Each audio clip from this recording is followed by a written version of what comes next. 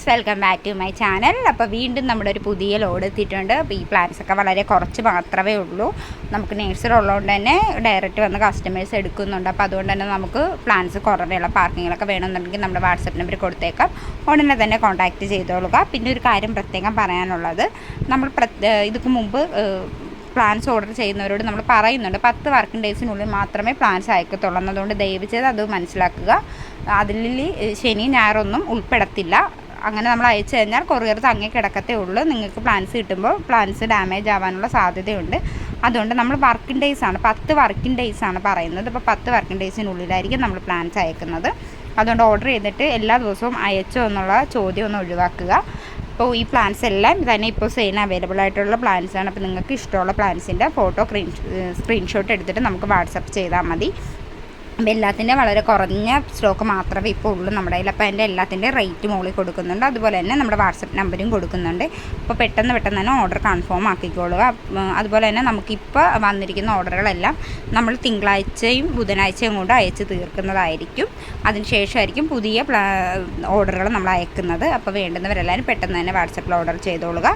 അപ്പോൾ ഇതെല്ലാം തന്നെ ഇപ്പോൾ സെയിലിന് അവൈലബിൾ ഉണ്ട്. എല്ലാം ഈ പറഞ്ഞ പോലെ തന്നെ കുറച്ച് പ്ലാൻസ് മാത്രമേ ഉള്ളൂ. അതുപോലെ തന്നെ കല്ലലില്ലയുടെ വീഡിയോ ഞാൻ കഴിഞ്ഞ ദിവസം ഇട്ടിട്ടുണ്ടായിരുന്നു. നമുക്ക് വളരെ കുറഞ്ഞ പ്ലാൻസ് വന്നിട്ടുണ്ടെന്നുള്ളത് ഞാൻ ഓൾറെഡി പറഞ്ഞിട്ടുണ്ടായിരുന്നു ആ വീഡിയോ തന്നെ. അപ്പോൾ ആ പ്ലാൻസ് കഴിഞ്ഞിട്ടുണ്ട്. പിന്നെ നമുക്ക് ആ പുതിയ ലോഡ് വന്നാലേ പ്ലാൻസ് ഉണ്ടാവത്തുള്ളൂ. അപ്പോൾ അതൊന്ന് ഓർക്കുക. അതുകൊണ്ട് വീണ്ടും ഇപ്പോൾ പ്ലാൻസ് ഉണ്ടോ എന്ന് ചോദിക്കരുത്. നമുക്ക് കണ്ടിന്യൂസ് മെസ്സേജ് വരുന്നുണ്ട്. എല്ലാ മെസ്സേജിനും കൃത്യമായ രീതിയിൽ റിപ്ലൈ കൊടുക്കാൻ ബുദ്ധിമുട്ട് വരുന്നുണ്ട്. അപ്പോൾ ഒരുപാട് കസ്റ്റമേഴ്സ് പരാതി പറയുന്നുണ്ട്, വിളിച്ചിട്ട് എടുക്കുന്നില്ല, മെസ്സേജ് അയച്ചിട്ട് റിപ്ലൈ കൊടുക്കുന്നില്ല എന്നൊക്കെ.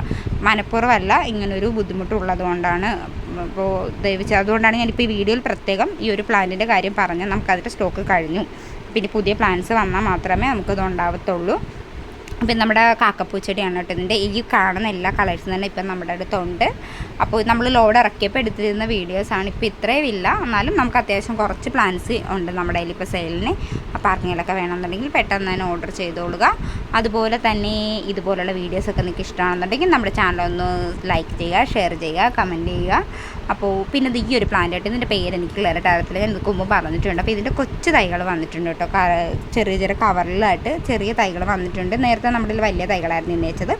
അടുത്ത നമ്മുടെ ക്രിസ്മസ് ക്യാറ്റസ് ആണ്. ക്രിസ്മസ് ക്യാറ്റസിൻ്റെയും ഒരു 4-5 വെറൈറ്റീസ് ഇപ്പോൾ നമ്മുടെ അടുത്തുണ്ട്. അപ്പോൾ വേണ്ടുന്നവർ പെട്ടെന്ന് തന്നെ ഓർഡർ കൺഫേം ആക്കിക്കൊള്ളുക. വലിയ കെയറിങ് ഒന്നും വേണ്ട കേട്ടോ. എന്ന് വെച്ചാൽ പ്ലാന്റ്സ് ശ്രദ്ധിക്കാൻ സമയമില്ലാത്തവർക്ക് വളർത്തിയെടുക്കാൻ പറ്റുന്ന ഒരു പ്ലാന്റ് തന്നെയാണിത്. എപ്പോഴും വെള്ളമൊന്നും ഒഴിക്കേണ്ട, നമുക്ക് ഓവറായിട്ടുള്ള കെയറിങ് ഒന്നും വേണ്ടാത്തൊരു പ്ലാന്റാണ്.